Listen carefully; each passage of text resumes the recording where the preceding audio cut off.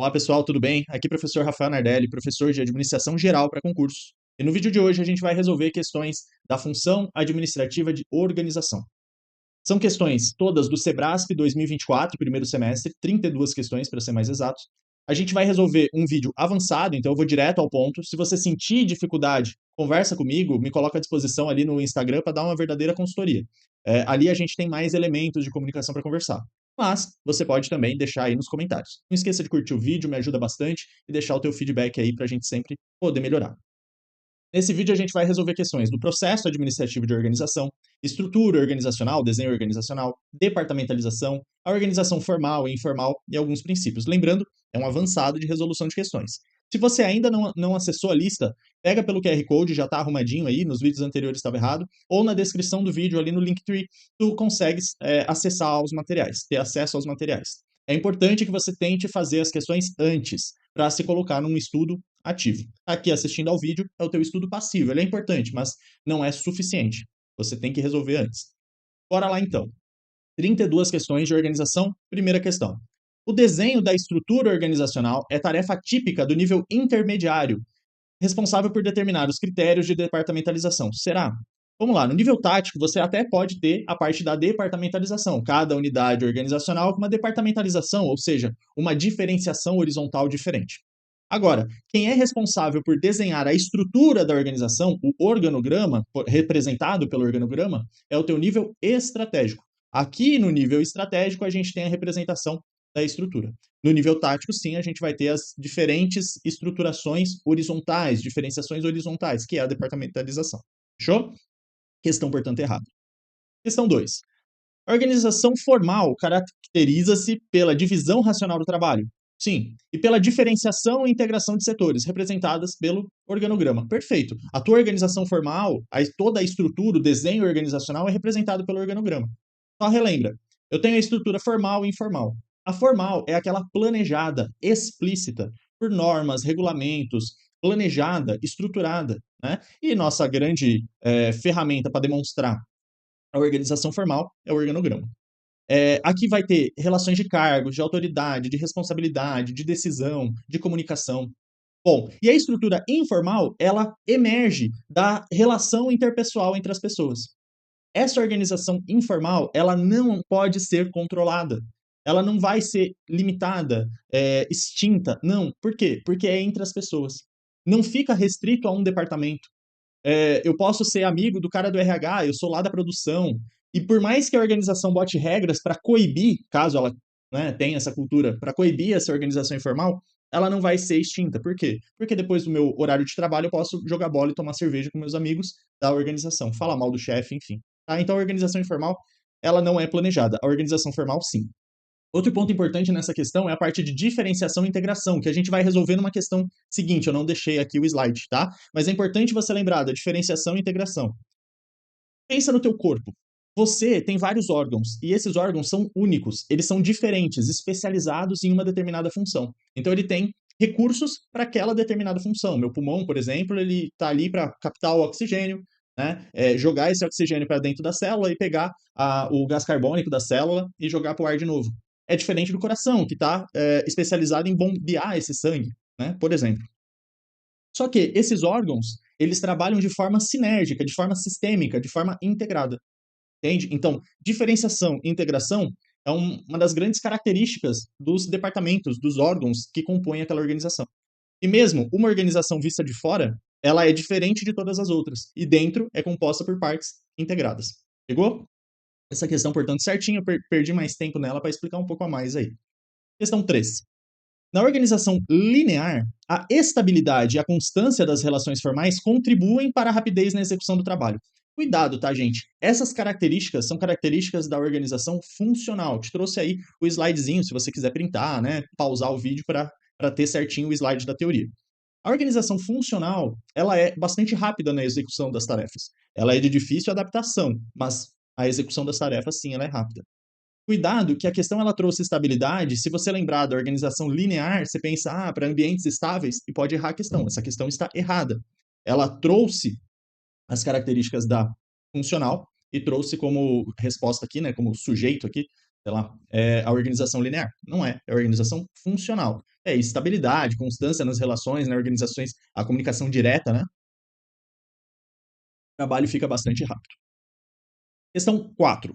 A organização linear, também conhecida como estrutura militar, sim, ou clerical, né, da igreja, caracteriza-se por unidade de comando, sim, uma pessoa, um subordinado só responde a um chefe. É diferente na funcional, lembra? Funcional, cada gerente funcional tem autoridade naquele assunto que é concernente a ela. Na linear, não. Eu tenho só um chefe. É uma estrutura unidirecional, sim, né? Top-down, né? A ordem ela vem só de uma direção de autoridade e responsabilidade entre superior e subordinado. Perfeito. Lembra que essa estrutura linear, inclusive, foi a estrutura idealizada pelo Fayol, dos princípios do Fayol, exatamente ela, né? Na verdade, não foi idealizada, o Fayol viu a estrutura militar e trouxe para a administração. Cuidado seguinte, na militar, na clerical, piramidal, linear, você só tem essa unidade de comando. Na funcional, ó, trouxe a questão anterior. Cada gerente, na sua função, manda nos subordinados. Então, o gerente de marketing manda na parte do marketing. O gerente de manutenção tem autoridade sobre todo mundo na parte de manutenção. O do jurídico, na parte jurídica. Cada um na sua função, né, na sua especialidade. Então, essa questão 4 aqui, certinho. Questão 5. Na descentralização, a transferência de competência ocorre entre pessoas jurídicas distintas. Cuidado, tá? Principalmente no Sebrasp, quando cai administração pública, ele pode misturar administração geral com direito administrativo. E normalmente ele faz. Essa questão, por exemplo, é mais uma pegada de direito administrativo. Mas lembra, eu tenho descentralização e desconcentração. Desconcentração de criar órgãos e descentralização de criar entidades, novas pessoas jurídicas. Na descentralização, você cria uma nova pessoa jurídica, você cria uma nova entidade, seja ela uma autarquia, uma fundação, uma empresa pública, uma sociedade de economia mista, você cria algo novo e delega ali, né, joga, outorga para aquele novo ente fazer as suas funções. Na desconcentração é diferente. Eu só crio como se fosse, né? Eu acho que eu até coloquei aqui, ó, assemelha-se à criação de departamentos. Assemelha-se, não dá para falar isso. Mas você entende como se fosse criar uma nova unidade organizacional, como se fosse uma departamentalização geográfica. E você joga para aquele local parte das funções para aquela nova unidade. Só que ainda há um controle hierárquico. Eu, criando um órgão, tenho hierarquia sobre aquele órgão. Agora, se eu crio uma nova entidade, não. Aí o controle, ele não tem subordinação, ele é um controle tutelar, finalístico, né? Ver só as metas ali se tá tudo ok. Mas eu não tenho hierarquia na descentralização, é uma nova pessoa jurídica. Cuidado, isso são termos do direito administrativo. Para a gente, na administração, se você fala descentralizado, na verdade você está delegando, você não é delegando porque delegando em caráter temporário, né? Mas você está jogando para a base o poder decisório, achatando a organização, né? Aquele downsizing, fica uma estrutura mais horizontalizada. Isso é a descentralização administrativa da administração geral. Descentralização, quando ele cai nessa pegada de pessoas jurídicas distintas, tal, ele está querendo que você saiba a diferença entre desconcentração e descentralização. Ah, Rafael, mas isso é direito administrativo. Pois é, mas está num bloco de administração pública. Ele joga com isso, ok? Ainda, questões desse tipo pode vir a diferença entre sociedade de economia mista, empresa pública, autarquia, fundação. Pode vir nessa parte, né? Tanto que tem o Decreto-Lei 200, que pode cair na tua prova. Aqui eu só trouxe para você lembrar essa diferença. Centralização e descentralização, estruturas verticais e horizontais na administração geral, e na parte do direito administrativo, desconcentração, descentralização. Desconcentração, eu só distribuo melhor ali a minha estrutura, como se eu estivesse criando outros departamentos da mesma pessoa jurídica, e descentralização não, eu crio novas entidades, novas pessoas jurídicas. Bom? Beleza. Questão 6. Na função administrativa de organizar, a linha intermediária de gestão, ou seja, nível tático, estratégico, tático, operacional, engloba os dirigentes responsáveis por assegurar o cumprimento da missão organizacional. Para por aí, né? A gente já tá careca de saber, eu principalmente, que missão é coisa do nível estratégico, não é do nível intermediário, tático, tá? Sobre os quais incide toda a responsabilidade pelo êxito ou fracasso dos processos. Isso é nível estratégico, ou nível institucional, ou nível organizacional, ou nível mais alto. Ele pode trazer sinônimos. 7. Uma das vantagens da departamentalização por função, ó, a nossa departamentalização funcional, é o agrupamento dos colaboradores para uma atividade específica, dada a concentração eficaz de competência. Perfeito. Na organização funcional, departamentalização funcional, eu vou pegar todos aqueles especialistas naquela área, ou quando eu for fazer o recrutamento e seleção de pessoas, eu já contrato pensando naquelas competências para aquela função. E ali dentro do silo funcional, dentro do departamento, intradepartamental, a comunicação flui, tudo flui, né? A visão daquele departamento flui. O que fica complicado é departamental, entre um departamento e outro. Aí tem aquele entrinchamento, aquela barreira, aquele silo funcional. É uma grande desvantagem aqui, né? Ó, tendência de tensão e conflito entre os departamentos.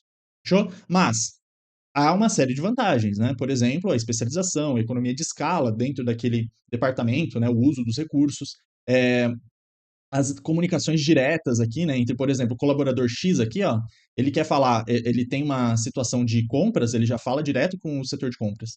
Se fosse uma estrutura linear, tem que ir para o chefe, para ir para o chefe, para descer para o subordinado, aí complica um pouquinho.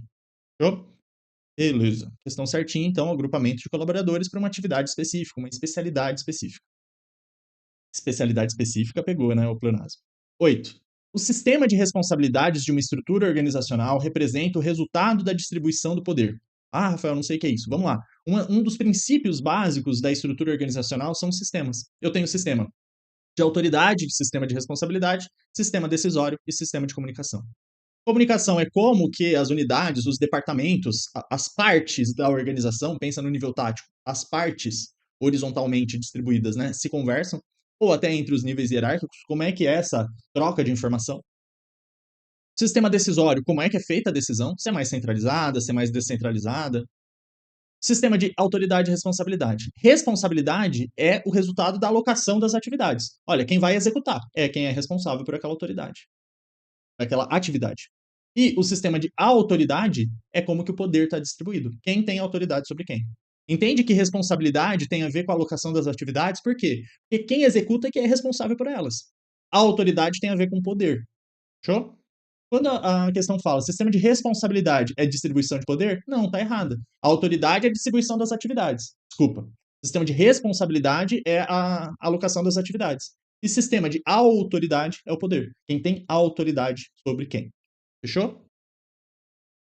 Isso aqui cai bastante, tá, gente? Eu acho que é legal vocês saberem bem internalizado mesmo, os 4 sistemas da estrutura organizacional. Questão 9. O sistema hierárquico de uma estrutura organizacional, os níveis estabelecidos são associados aos conjuntos de cargos com o mesmo nível de autoridade. O que está falando? Os níveis de alçada, os níveis organizacionais, os níveis de autoridade, pode vir de várias formas. O sistema hierárquico, a hierarquia da organização, né? Trouxe aqui, ó, a nossa especialização vertical e horizontal. Vertical é o número de níveis hierárquicos que eu tenho, ou níveis de alçada, pode vir dessa forma. E a especialização horizontal são os departamentos que eu tenho, as diferentes unidades organizacionais, as diferentes partes que compõem o todo. Fechou? Ah, Rafael, mas só tem estratégico, tático, operacional? Não, isso daí é uma forma genérica de traduzir a tua organização. Mas ela pode ter vários níveis hierárquicos. Só lembra o seguinte: quanto mais nível hierárquico, mais vertical ela for, mais cargos altos, vai ter salário alto. Ela fica, eu chamo de inchaço organizacional. Né? Você fica ali inchado, com aquela organização ali engessada. Só que também é uma decisão mais padronizada, tem uma especialização ali dos gerentes e tal. Quanto menos níveis hierárquicos eu tenho, maior amplitude de controle, né? Um chefe cuida de vários colaboradores, né? Abaixo dele, né? Há uma flexibilidade maior, né? O inchaço organizacional diminui, o metabolismo organizacional aumenta. Só que também as decisões às vezes podem não ser padronizadas, tal. Então lembra, tem lado bom, lado ruim. Uma estrutura centralizada, ela pode ser boa, a depender do contexto, depender da situação, da contingência. Beleza? Mas aqui ele só queria saber o seguinte, né? Um nível hierárquico, os cargos têm mesmo nível de autoridade? Tem. Se eu sou um gerente num nível de autoridade, os meus outros colegas gerentes têm o mesmo nível de autoridade minha. Se é uma organização funcional, uma departamentalização funcional, cada um vai mandar na sua especialidade. Se é uma departamentalização geográfica, cada gerente vai mandar na sua unidade ali, na sua na sua localidade. Aí depende. Mas eu tenho o mesmo nível de alçada, o mesmo nível de poder, de autoridade. São sinônimos aí. Questão 10. Amplitude de controle em uma estrutura organizacional está relacionada com a quantidade de subordinados com que um chefe pode trabalhar. Perfeito. Chefe não é líder? Não, é que ela não está querendo saber essa distinção. Chefe, porque é o cargo, tá ligado ao cargo, tá? Não cai nessa pegadinha assim. Eu já vi aluno assim, mas chefe, líder, calma. A questão não é disso, a questão é sobre estrutura organizacional. Foca nisso, ok? Vamos lá, amplitude de controle eu acabei de te falar, o amplitude de comando é o número ideal para aquela organização que um chefe toma conta de subordinados. Quanto maior essa amplitude de controle, ó, mais aberto for aqui, ó, esse ângulo, um chefe cuida de mais pessoas, logo precisa ter menos chefes cuidando. Chefe do chefe do chefe do chefe. Agora, se a amplitude de controle é baixa, se torna uma organização estreita, porém mais vertical. Então, estruturas verticalizadas, elas têm muitos níveis hierárquicos, baixa amplitude de controle e, ó, pensa que quando eu verticalizo, eu estou puxando o poder lá para cima. Então, a minha decisão, ela se concentra aqui no topo. Quando eu tenho uma organização horizontalizada, achatada, downsized, eu trago para a base o poder, ó, eu estou empurrando para baixo. Eu trago para a base o poder. Então é mais delegado, é mais descentralizado, a amplitude de controle é maior e menos níveis hierárquicos. E de novo, né, tem lado bom e lado ruim. Fechou? Então, centralização é isso, né? Tem a ver a amplitude de controle com a centralização? Total. Quanto maior a centralização, menor a amplitude de controle. Quanto maior a amplitude de controle, menor é a tua. Quanto maior o nível de controle, mais descentralizado fica a tua organização. Fechou? Questãozinha certinha. 11. A organização formal baseia-se na divisão racional do trabalho, sim, e na diferenciação e integração dos seus órgãos. De novo, agora sim trazendo a parte da diferenciação e integração. Lembra, diferenciação? Eu me diferencio, a organização se diferencia do ambiente, ou um órgão se diferencia do outro pelas suas especialidades, sejam elas quais for. Pode ser funcional, pode ser geográfica, pode ser pelo produto, pode ser pelo cliente, pode ser pelo processo, pode ser pelo projeto, diferentes departamentos. Mas eles são diferentes uns dos outros, né? Eles são únicos uns dos outros. E tudo isso tem que trabalhar de forma integrada, sinérgica, coesa, né? Sistêmica, holística, para ficar uma coisa harmônica, né? Pensa ali numa grande sinfonia em que cada instrumento está tocando uma música diferente. Aí não vai funcionar, não vai ficar harmônico, bonito ali. Mas cada instrumento é diferente um do outro, entendeu? Então, certinho. E a formal, sim, é a divisão racional do trabalho. A informal que está ligado a gostos, intimidade, enfim, afeto. 12. Enquanto na estrutura informal, agora sim, ó, estamos falando da informal, predominam-se os assuntos de negócio? Não, né? Predomina o futebol, predomina falar mal do coleguinha, predomina fofoca, predomina gostos. A formal que vê o negócio. Mas vamos continuar.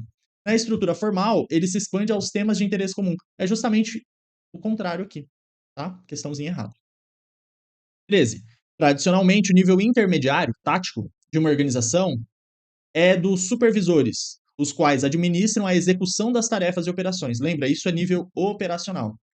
Eu, particularmente, não gosto de dar nome aos cargos, né? Supervisor, gerente, diretores, porque a depender da tua estrutura, eu posso chamar o dono da organização, ou seja, lá no nível estratégico, de diretor, ou de coordenador, ou de gerente geral, e ele está lá no nível estratégico.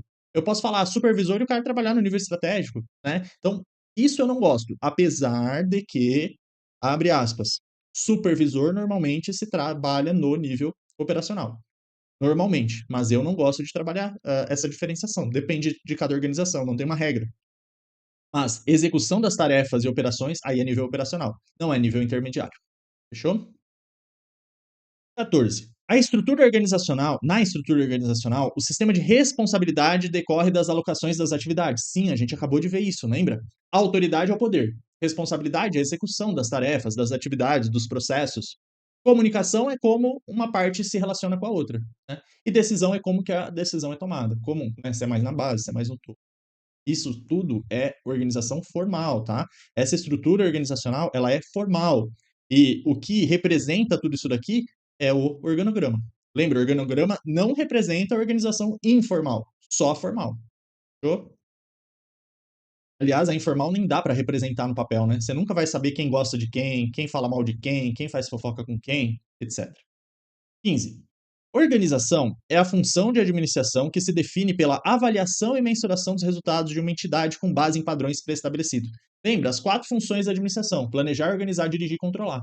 Quem trabalha com a parte de avaliação, mensuração, com base em padrões, fazer essa checagem, essa verificação, isso é a nossa parte do controle. Organizar é alocar os recursos para atingimento daqueles resultados planejados na parte do planejamento. Definir a estrutura, o sistema de responsabilidade, de autoridade, de comunicação, de decisão, né? Alocar os órgãos, né? Fazer os departamentos, os níveis de alçada, isso tudo é a organização. Controle é a partir do momento que eu sei onde eu quero chegar, eu sei como está agora, eu comparo e faço ações corretivas. Basicamente isso, né? Então, errado. 16. Nas estruturas organizacionais verticalizadas, aí você tem que lembrar, verticalizada, tá puxando o poder lá para cima, é centralizado, vários níveis hierárquicos. Os colaboradores são capacitados para ter autonomia na tomada de decisão. Não, isso é descentralizado, é achatado. Ao passo que nas estruturas horizontal é respeitada a hierarquia. De novo, trocou. Onde eu capacito para ter autonomia, para ter autogestão, auto-organização, são organizações mais descentralizadas. Achatado, eu estou trazendo o poder lá para baixo, a decisão lá para baixo. Trouxe aqui de novo o mesmo slide, tá? Então, achatado, o poder está embaixo. Se eu puxo para fazer um monte de nível hierárquico, eu estou verticalizando. Questão errada. 17. A departamentalização territorial ou geográfica, né? É recomendado para uma organização que necessite focar diferentes características das regiões em que atua. Perfeito. Lembra, geográfica,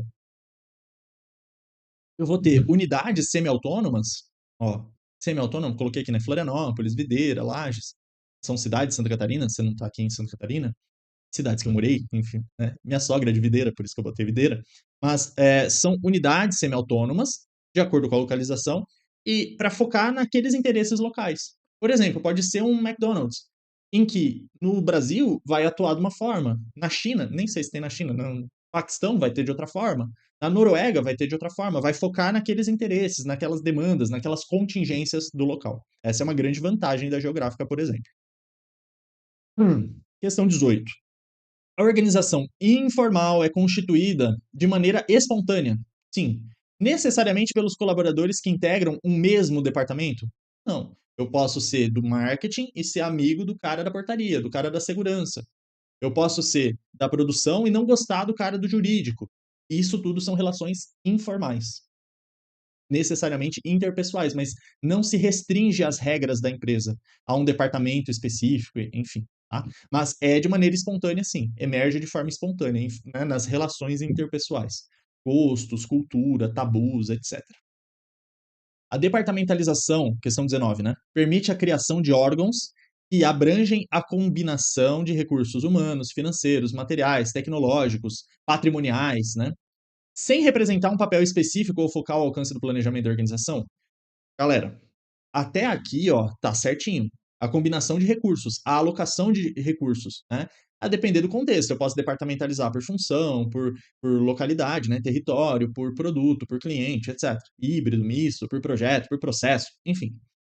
Agora, isso tudo tem que ter aquele chamado alinhamento estratégico, que eu tanto falei na aula anterior. Por isso que há um princípio de planejamento falando, olha, em primeiro lugar, a primeira coisa que você vai fazer na organização é planejar. Depois é algo cíclico, interativo, planejar, organizar, dirigir, controlar, se mistura. Mas primeiro eu tenho que saber onde eu quero chegar e por qual caminho eu vou fazer isso. Para depois organizar a estrutura, o desenho organizacional, por exemplo. Entendeu? Então, representar um papel específico, cada departamento vai ter um papel específico. Lembra da diferenciação e integração. E tem que focar no alcance do planejamento. Por quê? É o planejamento que define a visão de futuro, a missão, os valores, os objetivos macro. Fechou? Então, a questão está errada. Aproveitei e trouxe aqui na departamentalização alguns princípios importantes, né? Por exemplo, ó, a homogeneidade, poxa, dentro ali você tem uma semelhança, lembra da diferenciação? Lá dentro do pulmão eu tenho células parecidas, diferentes das células lá do coração, por exemplo, né? A fim de falar de biologia hoje. Supressão da concorrência. Se você tem tarefas semelhantes, aloca tudo num departamento, para não ter, por exemplo, parte do jurídico no marketing. Não, se eu tenho um departamento jurídico, deixa todo mundo do jurídico lá, para não ter concorrência. Nas mesmas funções. A gente sabe que tem as barreiras entre os departamentos, na funcional, por exemplo, tá? Mas é outro assunto aqui. Separação e controle. Lembra da segregação das atividades, segregação das funções, né? Para melhorar esse controle.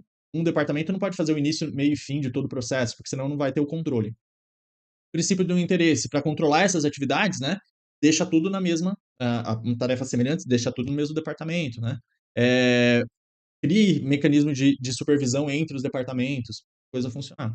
Maior uso, quem faz maior uso daquele recurso patrimonial, humano, tecnológico, material, fica com ele, né, esse recurso. Por exemplo, vou dar um exemplo besta, tá? Eu tenho uma impressora que 90% do tempo é usada pelo marketing e 10% dividido entre os outros departamentos. Essa impressora vai ficar onde? Lá no marketing, porque é ele que usa mais. Exemplo bem besta, tá? Mas trouxe isso daqui só para você relembrar, só uma forma de deixar mais rica aqui a explicação, tá? Ah, a resposta dessa questão se dá até na aula de planejamento mesmo, né? Tudo tem que começar no planejamento estratégico. E a partir daí, tudo tem que estar alinhado com esse planejamento estratégico. Espero que você tenha entendido. Questão 20. O organograma consiste na representação gráfica da estrutura organizacional. Sim. Da superposição de órgãos, de forma a representar os órgãos. Sim. Que tem maior ou menor autoridade hierárquica em relação aos demais. Perfeito. Né? O nosso organograma é a representação formal da organização. Rafael, mas e a parte informal? Aí ele não mostra. Então tá certinha a questão. Trouxe alguns princípios aqui na hora de elaborar um organograma. Lembra, ó, princípio da simplicidade, tem que ser simples, visualmente falando, facilmente verificável. A gente tem, por exemplo, aquele organograma de bandeira, o organograma linear, né, aquele que não mostra hierarquia e tal. Cara, aquilo ali é difícil de enxergar, é difícil de perceber. Né? Eu gosto, por exemplo, do vertical aqui, daquele clássico, ou até do horizontal, que mostra aqui de forma é, transposta, mas é a mesma coisa, mostra as linhas de autoridade. Você pode ter aquele que é o sistema solar, né? O chefe no meio vai ramificando. Beleza, mas você mostra a hierarquia. Isso é importante também. Mas de forma simples, né? Visual. Tem que ser padronizado, uma estrutura padronizada, porque senão cada um vai falar uma linguagem diferente e não funciona. Tem que ser atualizado, se a organização é viva, fluida, adaptável, mutável, o teu organograma também tem que ser atualizado para representar essa nova realidade. E tem que ser claro, né? Compreensível ali por qualquer um envolvido, qualquer um dos stakeholders. Principalmente, né? Evitar ambiguidade aqui, uma coisa bem importante, bem pertinente. Questão 21. A estrutura de uma organização é composta pelos sistemas de responsabilidade, autoridade, decisão e comunicação. Eu já falei isso 4 vezes, questões de 2024. Né? Questãozinha certinho. Lembra? Responsabilidade, autoridade, é o poder. Responsabilidade, a distribuição das tarefas, das atividades, dos processos, quem vai executar. Decisão, quem vai tomar decisão, quem tem esse poder, como é que é feita essa decisão. E comunicação, como é que a comunicação vai fluir, como é que essa troca de informação vai fluir. Basicamente é o que você precisa para fazer a estrutura organizacional. 22. A departamentalização funcional é indicada como critério a ser utilizado em circunstâncias dinâmicas de muita mudança que requeiram continuamente o desempenho de novas tarefas. Não, uma das desvantagens da funcional é a baixa adaptabilidade, tá? Você não tem flexibilidade, é difícil de adaptar às mudanças. Por quê? Porque cada departamento puxa a sardinha para um lado, cada departamento tem uma visão míope. A minha função é mais importante. O meu centro funcional é mais importante que o departamento do lado. Então é difícil de você ter uma adaptação. É difícil de você ter uma conversa entre os departamentos. Rafael, indica para mim uma departamentalização adaptável, focado para mudanças. Por produto, por projeto, por cliente. São todas adaptáveis. Inclusive, são departamentos que, às vezes, na projetizada, por exemplo, né, por projetos, as equipes até ficam meio receosas, porque aí quando acabar esse projeto, vem outro, será que eu perdi meu emprego? Será que vai trocar essa equipe? Enfim, e ela é imutável, ela é dinâmica, tá? Até a matricial é mais adaptável, ela tenta ser mais adaptável que a funcional, por exemplo. As piores departamentalizações que tem para adaptabilidade são as funcionais, a por processo, né? A por processo também é bastante complicado. Eu vou dar um exemplo da por processo. A departamentalização por processo é, por exemplo, um processo industrial, que você tem todas as linhas de produção já ali automatizadas, com máquinas, esteiras, né, tubulações e tal. Pensa na Ambev, quando ela fabrica uma fábrica que fabrica cerveja. E do nada, lá na época da pandemia, do nada, na época da pandemia, a Ambev, por exemplo, pensou em parar a produção de cerveja e produzir álcool em gel para ajudar ali, né, na asepsia ali das pessoas. Essa troca, ela é complicadíssima. Por quê? Porque todas as máquinas já estão presas, já estão setadas, né, dadas para fazer aquele produto. Então, mudar isso é muito complicado. Essa é a grande desvantagem, por exemplo, da departamentalização por processos. Só dei uma viajada aqui para você lembrar de departamentalizações focadas para mudança e mais estáveis. A por função, a por processo, hum, pensando na estrutura linear, elas são mais estáveis, são avessas a mudanças. Por projeto, por produto, por cliente, aí elas são mais adaptáveis. Fechou? Então, erradinho. 23. Organização formal caracteriza-se com a organização oficialmente estabelecida. Sim. Embasada na divisão racional do trabalho. Sim. E na diferenciação e integração de seus órgãos. De novo, ó, esse assunto bastante batido aqui, né? Os 4 sistemas da estrutura e a parte da diferenciação, integração, formal e informal tem caído bastante no Sebrae. Fica ligado. 24. Na delegação de autoridade, o monitoramento do desempenho são atividades que compõem a função de controle no contexto das organizações. De novo, não. Tem a ver com a organização. Você falar quem manda, quem obedece, se a responsabilidade, a autoridade vai estar mais no topo ou mais na base, se a amplitude de comando, de controle é mais aberta, mais fechada, né, maior ou menor, isso tudo tem a ver com sistemas de organização. Não tem a ver com controle. Ok? Lembra das 4 funções ali da organização: decisão, comunicação, autoridade, responsabilidade. Questão errada, portanto. Monitoramento do desempenho, aí sim é controle, tá? Mas delegação de autoridade é organização. Pegou? Monitoramento sim é controle. 25. A organização formal moderna caracteriza-se por grupos formados a partir de interesses, atitudes e comportamentos comuns, inspirados por formadores de opinião, influenciadores de atitude. Isso é organização informal, galera. De novo, uma questão assim, olha como cai bastante. A organização formal não está nem aí para comportamento, formador de opinião. Aqui tem a ver com o cargo, com a autoridade, responsabilidade, decisão e comunicação. A informal, sim, que ela é emotiva, né? E, de novo, né, se você desprezar essa organização informal, você está fadado ao fracasso. Né? Ela não é gerenciável, ela não é controlável. Você pode até se valer dela, aproveitar-se dela, ser mais inteligente e fazer com que ela jogue no time dos diretores, por exemplo. Né? Mas não dá para controlar.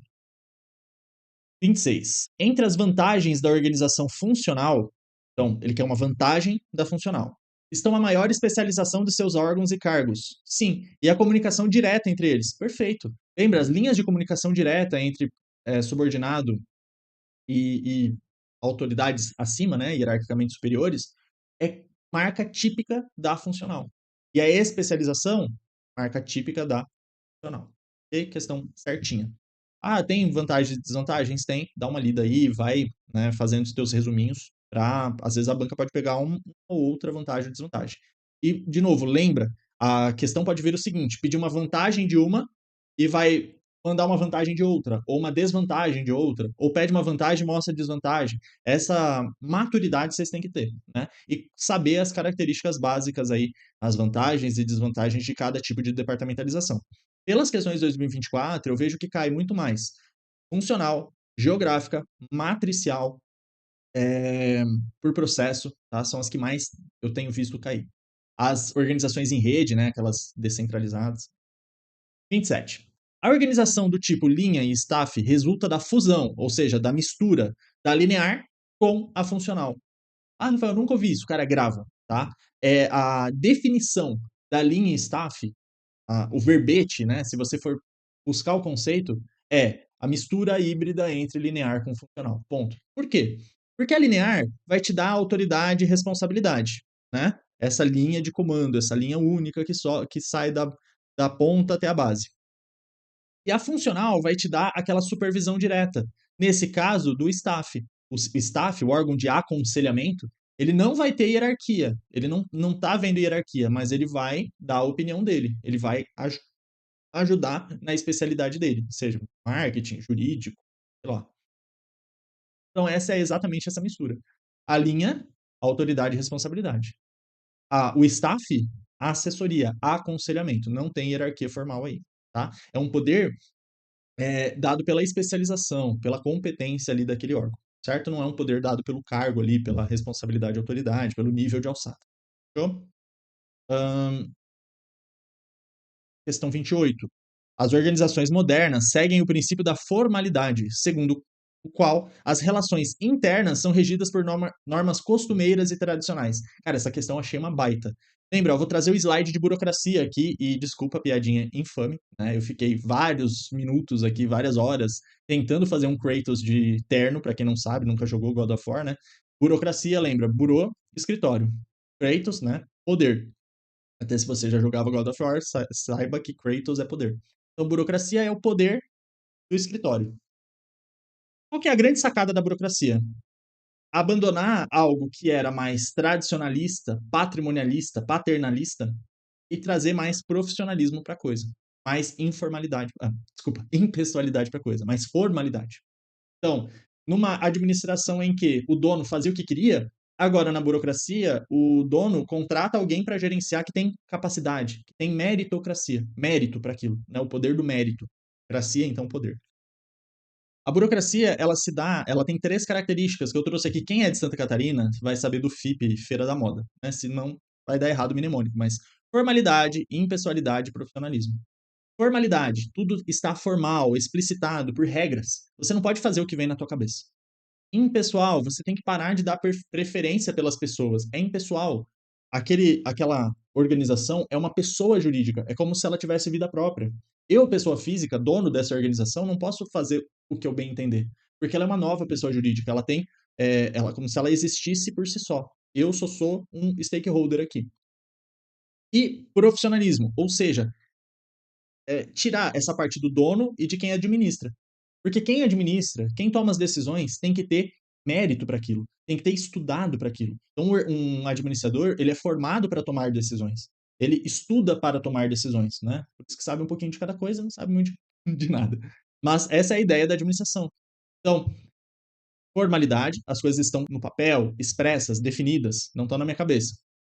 É impessoal, ou seja, pessoa jurídica é uma coisa, pessoa física é outra, né? Não há uma separação, uma segregação entre o dono e a coisa, né? A organização. E profissionalismo, você contrata alguém especializado naquilo, que tem mérito para aquilo. Fechou? Beleza. Vamos voltar para a questão então. Organizações modernas seguem o princípio da formalidade. Sim, tem que ter regras. Mesmo que a questão esteja fazendo a diferenciação entre burocracia e adocracia, a organização ela é formal, ela é formalizada, tem estatuto, tem regras, tem diretrizes, tem políticas. Segundo o qual a relação interna é regida por normas costumeira e tradicional? Não. Isso era coisa lá do patrimonialismo, lá do antes de se ter regras, de se trazer um profissional para organizar, para tomar as decisões pelo dono. O dono pode até ter uma ideia boa, mas ele não estudou para aquilo. Entendeu? A ideia. Ah, Rafael, mas eu sou dono e fiz administração. Bom, aí você se especializou, se profissionalizou. Mas essas três características são importantes: formalismo, a impessoalidade e o profissionalismo. Eu não estou dizendo as disfunções da burocracia. Cuidado, não cai nessa pegada, não. Ah, a burocracia é ruim. Não. Né? A weberiana, como ela foi idealizada, ótima. Num ambiente estável, era muito melhor deixar as regras já definidas, as decisões já programadas, o funcionário só executava, era bem rápido. Né? Na teoria, funcionaria que era uma beleza. Quando o mundo ficou mais instável, mais muvuca, né? Mutável, volátil, incerto, complexo, ambíguo, nosso ambiente muvuca, aí a burocracia começou a ter certas disfunções. Pegou? Dei uma viajada aí, mas só para você entender, tá? Quis trazer o slide de burocracia só para a gente lembrar aqui que não é tradicionalismo. O tradicionalismo seria a ideia do dono faz o que ele quer, porque ele manda, porque ele é o dono. No momento que ele monta uma pessoa jurídica, ele não pode falar, eu sou o dono e eu quero fazer do jeito que eu quero. Não, tem regras. Você tem autoridade, mas tem responsabilidades também, enfim. Show? Questão 29. Uma das vantagens da estrutura matricial é a centralização das decisões. Vamos parar por aí. Lembra? Matricial. Matriz é tudo que tem linhas e colunas. Como assim linhas e colunas? Eu tenho dupla subordinação. Eu posso ter um gerente de projetos ou um gerente de produtos junto com um gerente funcional. Eu posso ter diferentes formas dessa matriz, onde eu dou mais poder para o funcional, ou dou mais poder para o produto, para o projeto, ou é equilibrada, né?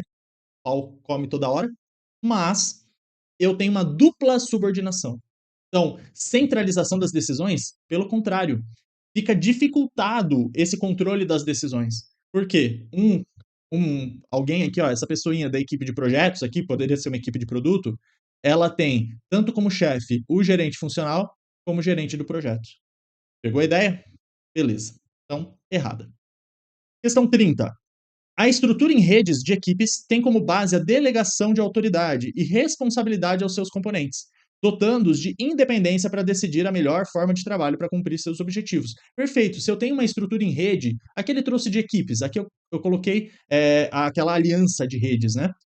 Eu tenho várias organizações, ou várias equipes, ou várias unidades autônomas. Não há hierarquia entre essas partes. Há o quê? Uma convergência de visão de futuro. Então, por exemplo, toda essa rede aqui focada em agradar um cliente, em agradar um mercado, mas não há hierarquia entre elas. Então, há uma delegação de autoridade e responsabilidade. Lembra que tem autores que falam que só delega uma coisa ou outra, né? Só delego a responsabilidade, a autoridade, mas a responsabilidade é minha. Eu gosto de falar que delego os dois, já que quem está fazendo vai responder por aquilo, né? Mas enfim, não é isso que ela perguntou. Então, estrutura em redes, tem como base delegação de autoridade e responsabilidade? Sim, dotando de independência. Essa independência ela não é absoluta, tá, gente? Por quê? Porque há um balanceamento aqui, uma interdependência, visando a um bem maior, a um cliente, a uma estratégia, uma vantagem competitiva sustentável. Ok? E para fechar, mais duas questões de ABCDE. As desvantagens da adoção da departamentalização por processo. Ele quer uma desvantagem da por processo. Inclui o quê? Maior direcionamento da empresa para necessidades de mercado. Isso é uma vantagem, e é uma vantagem da por mercado, por cliente, certo? Por exemplo, uma organização que eu tenho lá, setor de armas, setor de logística, setor de pesquisa. Bom, cada mercado, né, cada produto, desculpa, eu dei um exemplo da por produto. Vamos por mercado, pode ser um banco que tem lá a pessoa física, a pessoa jurídica ou aqueles premium, né? Cada um vai ter as suas necessidades, né? O seu mercado, por exemplo. Tá? Isso daqui, então, é uma vantagem da por cliente. Maior concentração e maior uso de recurso. Isso é uma vantagem da por processo ou funcional, onde eu tenho economias de escala, né? Melhor eficiência no uso dos recursos. Por processos poderia ser, mas é uma vantagem, não uma desvantagem. C. Inadequado cumprimento de prazos e orçamentos. Nada a ver. Por processo funciona muito bem. Só que ela tem o quê? Baixa flexibilidade para adaptação. Ela não é muito adaptável. Ela é boa para cenários estáveis. E galera, pelo amor de Deus, a gente já teve aula de gestão por processos. Não confunda departamentalização por processos com gestão por processos, o BPMN, ou BPM, desculpa. O Business Process Modeling, Business Process Management, ele é a ideia de você ter uma estrutura mais horizontal, interrelacionada, sistêmica, holística e tal. A departamentalização por processos é você colocar as maquininhas, as pessoas, num fluxo lógico do teu processo. Está mais ligado ali à transformação mesmo. Eu dei o exemplo numa questão anterior da Ambev, por exemplo, estruturada as máquinas tal para fazer refrigerante, para fazer cerveja, para fazer álcool em gel. É difícil mudar essas estruturas, porque elas estão todas organizadas ali para produzir. E normalmente é produzir em alta escala. Né? Um exemplo. Né? Tem mais a ver com layout por processos, por exemplo, ou layout funcional, aquele layout por produto, aquele layout em linha de produção. Então, a grande desvantagem da departamentalização por processos, ó, coloquei aqui, né, um departamento têxtil, vai ter a maquininha de corte, na frente vai ter a maquininha de montagem, na frente vai ter a de costura, de embalagem. Isso daqui, ó, é físico, são máquinas chumbadas na parede, no chão, é difícil de ficar se adaptando, mexendo. Beleza? A D é nosso gabarito, né? IE, insegurança das pessoas, consequentemente, aumento da complexidade. Insegurança das pessoas tem muito a ver com a departamentalização por projeto. Porque extinto um projeto, encerrado um projeto, ela pode perder o emprego, ou pode mudar a equipe, ela não gostar, etc. Né? Tem essa insegurança do futuro. E 32, para fechar. A departamentalização que possibilita agrupar vários especialistas sobre uma chefia comum permite a maior concentração do uso dos recursos, aquela economia de escala, né? especializados em unidades organizacionais específicas, oportuniza a plena utilização das habilidades técnicas dos colaboradores, baseando-se no princípio da especialização ocupacional. Ou seja, se eu sou muito bom em marketing, eu vou para o departamento de marketing. Se eu sou muito bom em leis, eu vou para o departamento jurídico. Né? É denominada departamentalização o quê? Rufem os tambores, funcional. Ou por funções, dá no mesmo. Né? Essa é uma das mais utilizadas ainda. Né? Na verdade, a gente utiliza muito a híbrida, né? Porque, enfim, na realidade é uma bagunça. Mas lembra, a departamentalização funcional. Os principais, aqui eu não coloquei vantagens e desvantagens, isso tem em outras questões, mas lembra, o princípio básico é da especialização. E por ser todo mundo especialista numa área aqui, por exemplo, industrial, os recursos vão ser usados da melhor forma. Há uma economia de escala, há uma comunicação direta entre os departamentos, né? Cada subordinado tem vários chefes ali, cada um na sua especialidade. A grande desvantagem, a briga entre departamentos, essa visão míope entre os departamentos, e a dificuldade em adaptar-se. Essas são as duas maiores desvantagens da funcional. Fechou? Bom, espero que você tenha ido bem. Se você não preferiu não baixar a lista, não esqueça, vai lá, baixa a lista, tenta resolver depois. Mais para frente, tenta resolver de novo, para você ir fixando aí, criando conexões neurais para lembrar na hora da prova. Se você gostou do vídeo, curte aí, manda para um amigo também que está se preparando para o Sebrasp e deixa o teu feedback, sempre é importante. Se você tiver ainda com alguma dúvida, me coloca à disposição no Instagram ali para a gente seguir conversando, tá bom? A gente se vê por aí então. Um abraço, até mais. Tchau.